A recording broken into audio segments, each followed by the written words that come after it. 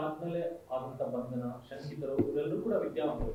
ದೇಶದಲ್ಲಿ ಹೊಸ ಒಂದು ಆತಂಕ ಶುರುವಾಗಿ ವೈಟ್ ಕಾಲರ್ ಟೆರರಿಸಂ ಅನ್ನುವಂತ ಒಂದು ಹೊಸ ಆತಂಕ ಶುರುವಾಗಿದೆ. ಅದೇ ವೈಟ್ ಕಾಲರ್ ನಕ್ಸಲರು, ನಗರ ನಕ್ಸಲರು ಐತಲ್ಲ, ಈ ನಗರ ನಕ್ಸಲರನ್ನ ಕೆಲವರು ಅವರಲ್ಲ ಈಗ, ಅದೇ ಥರ ಇವರನ್ನು ಕೂಡ ವೈಟ್ ಕಾಲರ್ ಟೆರರಿಸ್ಟ್ ಇವರು ವೈಟ್ ಕಾಲರ್ ಟೆರರಿಸ್ಟ್ಗಳು. ಮುಖವಾಡ, ವಿದ್ಯಾವಂತರ ಮುಖವಾಡ ಹಾಕೊಂಡು ಡಾಕ್ಟ್ರು ಅಂದ್ರೆ ಅವ್ರ ಮನೆಗೆ ಯಾರು ವೆಪನ್ಗಳಿಟ್ರೆ, AK-47 ಇಟ್ಟರೆ ಜನಕ್ಕೆ ಡೌಟೇ ಬರೋದು, ಅವ್ನು ಡಾಕ್ಟ್ರಪ್ಪ, ಅವ್ನು ಒಳ್ಳೇನು, ಡಾಕ್ಟ್ರು ಅಂದ್ರೆ ಒಳ್ಳೇನು ಅಂತ. ಈ ಕಳ್ಳರು ಇರ್ತಾರೆ, ಭಯೋತ್ಪಾದಕರು ಇರ್ತಾರೆ ಅಂತ ಗೊತ್ತಾಗಿರೋದೇ ಇವಾಗ.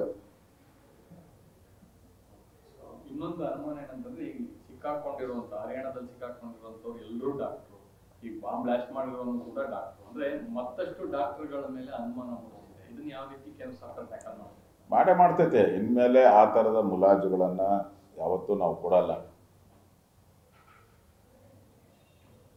ಈಗ ಅಮೇರಿಕಾದಲ್ಲಿ ಟವರ್, ಟ್ವಿನ್ ಟವರ್ ಮಾಡಿದವರು ಕೂಡ ಇಂಜಿನಿಯರ್ಸ್. ಅವರು ಟ್ವಿನ್ ಟವರ್ ಮೇಲೆ ಅಟ್ಯಾಕ್ ಮಾಡಿದವರು ಇಂಜಿನಿಯರ್ಸ್.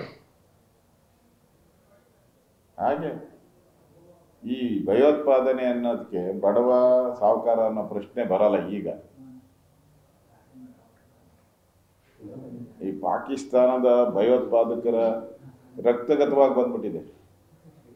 ಈ ಥರದ ಭಯೋತ್ಪಾದನಾ ಕೃತ್ಯ ಮಾಡೋದು, ಅಫೀಮು ಗಾಂಜಾ ಮಾರೋದು, ಅದರಲ್ಲೇ ದೇಶ ನಡೆಸೋದು, ಇದು ಅವರ ದಿನನಿತ್ಯದ ಕಾಯಕ. ಪಾಕಿಸ್ತಾನ ರಾಜ್ಯದಲ್ಲೂ ಕೂಡ ಥ್ರೆಟ್ ಇದೆ. ವಿಧಾನಸೌಧ ಸೇರಿದಾಗಿ ಬಹಳ ಪ್ರಮುಖ ಸ್ಥಳಗಳಲ್ಲಿ ಅಂತ ಮಟ್ಟಿಗೆ ಭದ್ರತೆ ಕೂಡ ಇಲ್ಲ. ರಾಜ್ಯ ಸರ್ಕಾರ ನನಗನ್ಸುತ್ತೆ ಇನ್ನೂ ಎಚ್ಚರಿಕೆಗೊಂಡಿಲ್ಲ ಅಂತ ಅನಿಸುತ್ತೆ. ರಾಜ್ಯ ಸರ್ಕಾರ ಈಗಾಗಲೇ ಹೈ ಅಲರ್ಟ್ ಮಾಡಬೇಕಾಗಿತ್ತು. ಹೈ ಅಲರ್ಟ್ ಅನೌನ್ಸ್ ಆಗಿದೆ.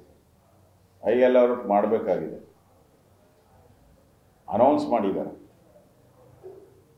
ಹೈ ಅಲರ್ಟ್ ಅನೌನ್ಸ್ ಮಾಡಿದ್ದಾರೆ. ಅದು ಮೆಸೇಜು ಪಬ್ಲಿಕ್ಕಿಗೆ ರೀಚ್ ಆಗಲೇ ಇಲ್ಲ. ಆಗಬೇಕು ಅಂದರೆ ಈಗ ಹೇಗೆ ಒಂದು 4-5 ಸ್ಥಳದಲ್ಲಿ ಭೇಟಿ ಮಾಡಬೇಕಾಯ್ತು. ಗೃಹ ಸಚಿವರು, ಮುಖ್ಯಮಂತ್ರಿನೋ, railway station, metro station, IT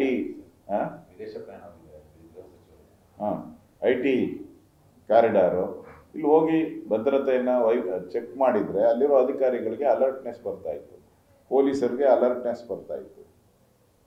ಒಂದು ಸರ್ಕ್ಯುಲರಿಂದ ಏನೂ ಆಗಲ್ಲ. ಇನ್ನಾದರೂ ರಾಜ್ಯ ಸರ್ಕಾರ ಕೂಡಲೇ ಒಂದು 5-6 ಕಡೆ ಇನ್ಸ್ಪೆಕ್ಷನ್ ಮಾಡಿ ಭದ್ರತೆ ಅದನ್ನು ಕಟ್ಟುನಿಟ್ಟಾಗಿ ಪಾಲನೆ ಮಾಡ್ತಾ ಇದ್ದಾರಾ ಇಲ್ವಾ, ಇವೆಲ್ಲನೂ ಕೂಡ ಪರಿಶೀಲನೆ ಮಾಡುವಂಥದ್ದು ಒಳ್ಳೆಯದು. ರಾಜ್ಯ ಸರ್ಕಾರ ಮಾಡ್ತಾರೆ ಅಂತ ನಾನು ತಿಳ್ಕೊಂಡಿದ್ದೀನಿ. ಮಾಡಿಲ್ಲ ಅಂದರೆ ಈ ಸರ್ಕಾರ ಮತ್ತೆ ಓಲೈಕೆ ಕಡೆ ವಾಲಿದ್ದಾರೆ ಅಂತ ಅನಿಸುತ್ತೆ.